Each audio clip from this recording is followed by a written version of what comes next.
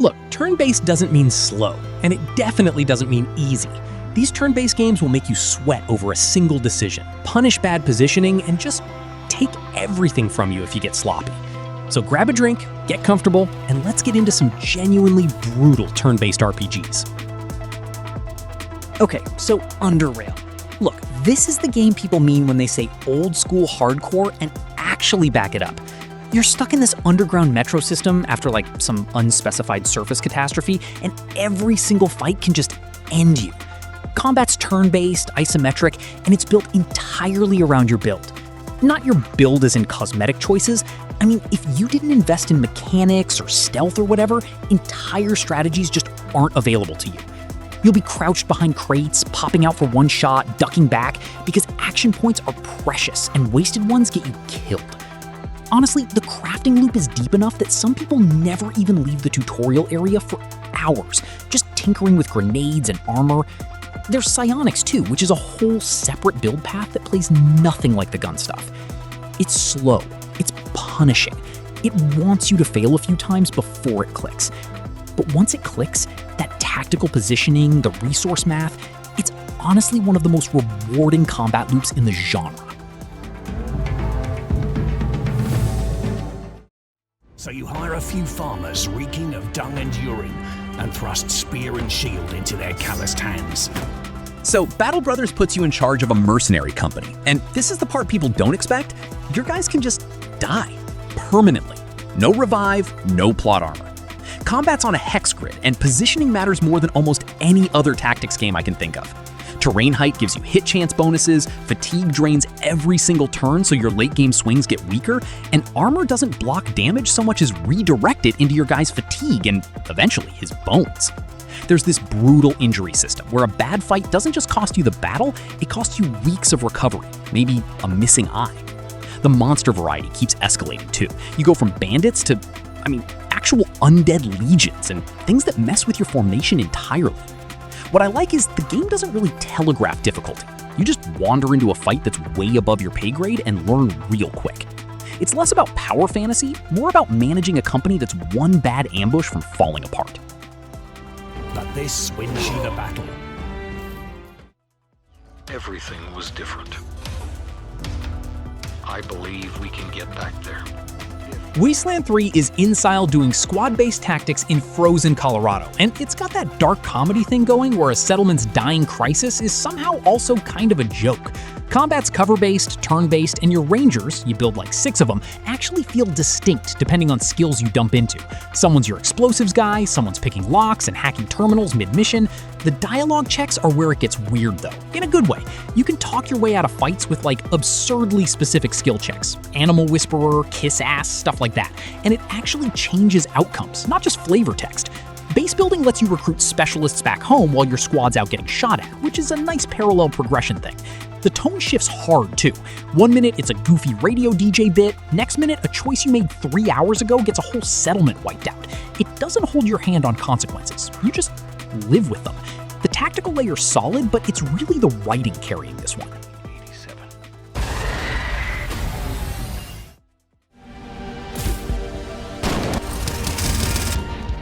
From the same studio as UnderRail, so if you know, you know. Colony Ship swaps the underground metro for a generation ship, and honestly, it's even more locked in on build-defined gameplay. Every stat point matters, every skill point matters, and the game will absolutely let you build something that just doesn't work in combat. That's kind of the point though. It's turn-based, tile-based positioning, and fights are these tight little puzzles where cover and action point economy decide everything. What surprised me is how much the setting bleeds into mechanics. You've got competing factions on the ship with actual ideological differences, not just good guys, bad guys. And your choices there ripple into what gear and companions you get access to. Companions have opinions too, which again, isn't just flavor. They'll straight up leave if you go against their values. The combat's slower and more methodical than a lot of stuff on this list, less about flashy abilities, more about not wasting a single turn. If UnderRail was your thing, this scratches the exact same itch.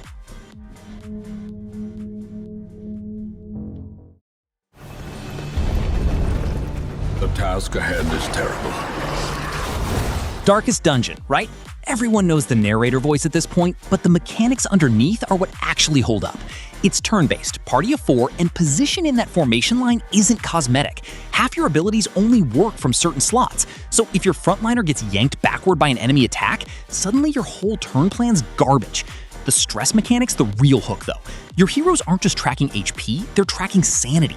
And when that meter fills, they get an affliction, paranoid, masochistic, whatever, and now they're actively working against you mid-fight. Torch management adds this creeping dread on top. Dimmer light means worse odds but better loot, so you're constantly gambling against your own resource pool. Team comp matters a ton because certain hero combos just synergize their stress and damage kits really well together. It's punishing in a way that feels earned though, not cheap. You lose a hero you've leveled for 10 hours and it actually stings. That's rare. Most games don't make you care about losing a fight this much.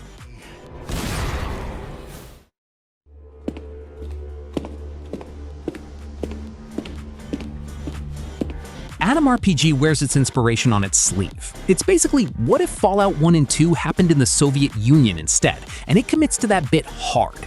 Turn-based, isometric, special-style stat system, the whole classic CRPG toolkit. Combat's action point-based, so every move, shooting, reloading, ducking behind cover, costs you something, and running out mid-fight leaves you exposed for the enemy's turn. What's fun is the writing leans into this deadpan Soviet bureaucracy humor. Quest lines about paperwork and rumors and conspiracy theories that may or may not be true. It's not parody exactly, more like it's playing it straight while everything around you is absurd. The Wasteland's got this specific post-Soviet texture. Collective farms gone to ruin, old propaganda still bolted to walls, that feels different from the usual American Wasteland aesthetic. Companions are serviceable rather than deep. Honestly, that's probably the weak point. But the core loop of exploring, scavenging, making a build that actually survives encounters, that part's rock solid, and clearly made by people who genuinely love the genre they're riffing on.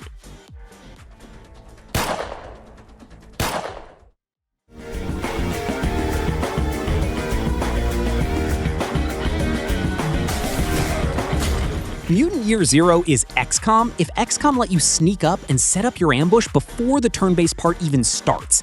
You're controlling this small squad, a duck guy and a boar guy, among others, don't ask, sneaking through real-time exploration, tagging enemies, positioning everyone perfectly, and then you trigger combat on your terms.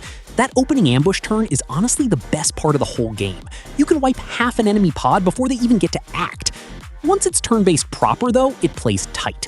Cover matters, verticality matters, and each character's got a small kit that combos with the others.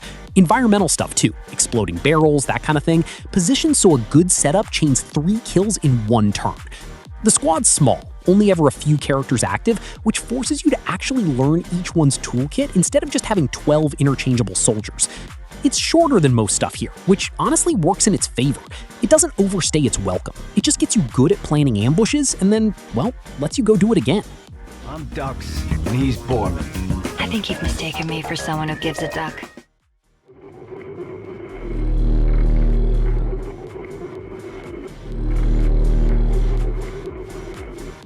Okay, fear and hunger. I gotta be upfront, this one's brutal, genuinely disturbing in places, so it's not for everybody. But mechanically, it's fascinating. Turn-based combat with limb targeting, so you're choosing to go for an enemy's arm to disarm them or their legs to slow them down, and they can do the exact same to you. Lose an arm mid-fight? That's not flavor text. Your character's actually down a limb for the rest of the run, maybe permanently. Weapons degrade with use too, so that greatsword you found could just snap on you at the worst possible moment. There's this constant tension because healing is scarce and death is basically always one bad turn away. The game doesn't explain much either. You're figuring out mechanics through trial, error, and honestly, a lot of dying. It leans hard into body horror and dread, way past what most games would touch. Not recommending it lightly, but if you want turn-based combat where every single decision feels like it actually costs something real, this delivers that better than almost anything else out there. Rebellion are smoldering on the streets. A young general has been chosen to rule. Doubt on his... Wartales takes that Battle Brothers Mercenary company formula and just opens the world way up. You've got a full map to explore, towns with actual economies, and a company that grows from a handful of guys to this whole roster you're rotating through. Combat's hex-based, and knockback is a real mechanic. You can literally shove an enemy off a cliff or into your buddy's spear for bonus damage, which sounds gimmicky, but it's genuinely satisfying to set up. Fatigue and armor durability work similarly to Battle Brothers, so long fights grind your team down turn by turn, not just through HP loss. What Wartales adds is this whole economic layer. Smuggling, bounty hunting, crafting your own gear from materials you've hunted down. So between fights, there's a real management game happening too. Character classes are more defined here, archetypes you build toward, rather than the more freeform thing Battle Brothers does. It's a bit more forgiving overall, honestly, more accessible entry point if Hex Tactics scares you off. Still plenty of depth once you're a dozen hours in though. Surrender to its former glory, or surrender to the riots and watch it burn.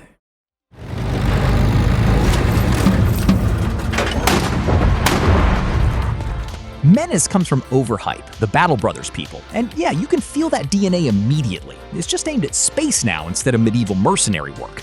You're leading a strike force against this alien threat, and the structure's real similar. Squad leaders you're training up who can permanently die, procedurally generated operations so no two campaigns play the same. Combat's turn-based, and it genuinely leans into that XCOM comparison. Cover, flanking, Overwatch-style reactive fire, but with tanks and mechs mixed into infantry squads, which changes positioning math quite a bit. Weather effects change engagements too, so a mission on one biome plays completely different from the next. Visibility, movement cost, all of it shifting. What stands out honestly is how aggressive the enemy AI gets. You're often outnumbered, sometimes out-teched, and the game wants you flanking around cover or bringing heavy ordnance just to flush entrenched positions out. It's still in early access, so there's some rough edges, missing mid-mission saves being the big complaint right now, but the core turn-based loop, the permadeath stakes, that's already firing on all cylinders.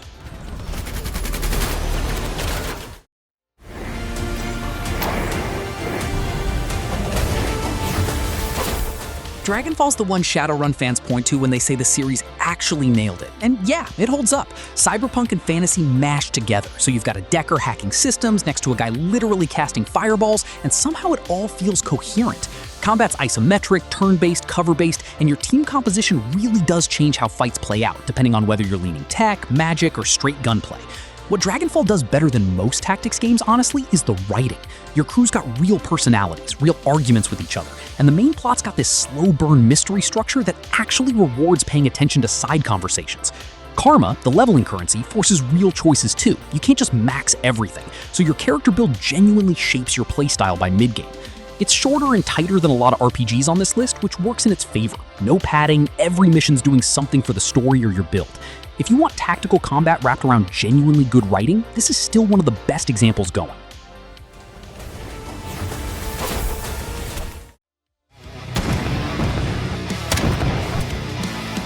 Quasimorph is turn-based extraction gameplay, basically Tarkov's loot and leave loop, but slowed right down into tile-by-tile tactics.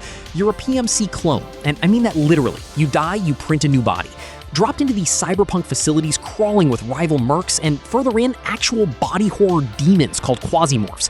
Combat's methodical, action point based, cover matters a lot, and ammo's scarce enough that reloading at the wrong moment can just end you. Here's the twist though, you don't have to fight everything. Extraction is the actual win condition, so sneaking a full inventory out alive matters way more than clearing the level. Linger too long though, and this meter climbs and things get worse. More demons, more chaos, so there's constant pressure to not get greedy. Injuries stack up realistically too. Limbs get wrecked, infections set in, and your inventory's constantly fighting itself between ammo, food, and medicine. It's brutal. Honestly, kind of unfair sometimes. RNG can just delete you. But that tension of do I push for one more room is exactly what makes extraction runs work, and this nails it.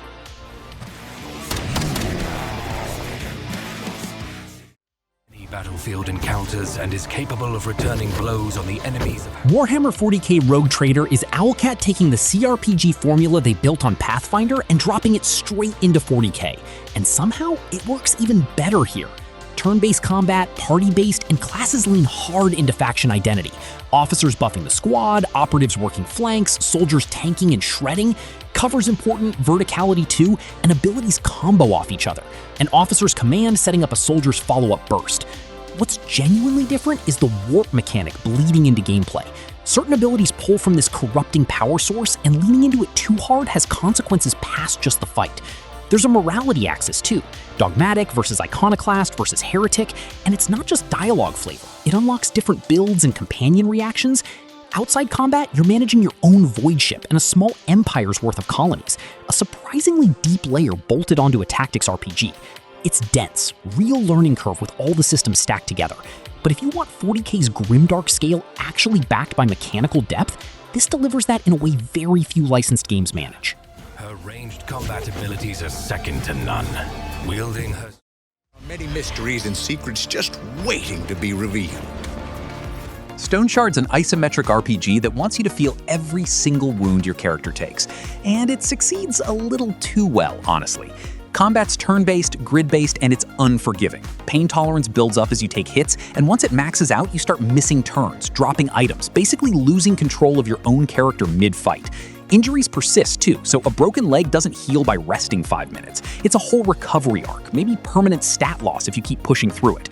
There's a survival layer sitting under the combat as well. You're managing hunger, fatigue, sleep, and ignoring those just quietly tanks your combat stats over time, so the two systems are constantly feeding into each other. Positioning matters a ton. Flanking gives real bonuses, and doorways and corridors become genuine choke point tactics rather than just scenery. The world's this grim medieval sandbox, bandits and mercenary contracts, nothing too flashy narratively. It's really the moment-to-moment combat carrying this one. That constant tension of, do I push this fight or do I retreat before pain tolerance wrecks my next 3 turns? Even the mightiest foe can be slain with the right approach.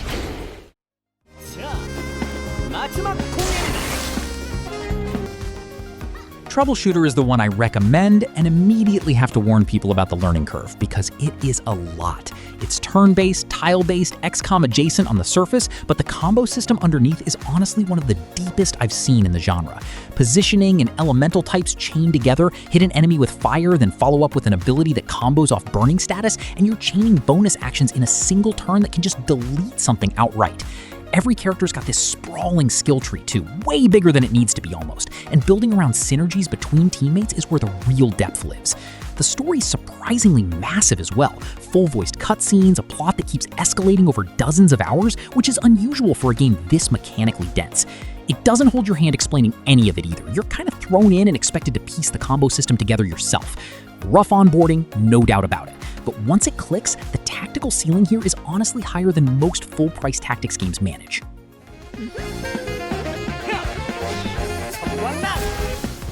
If there's a game that should be on the list, drop it in the comments. I'm always hunting for some recommendations myself. Want more breakdowns like this? Hit subscribe. It genuinely helps the channel. Thanks for watching. Catch you in the next one.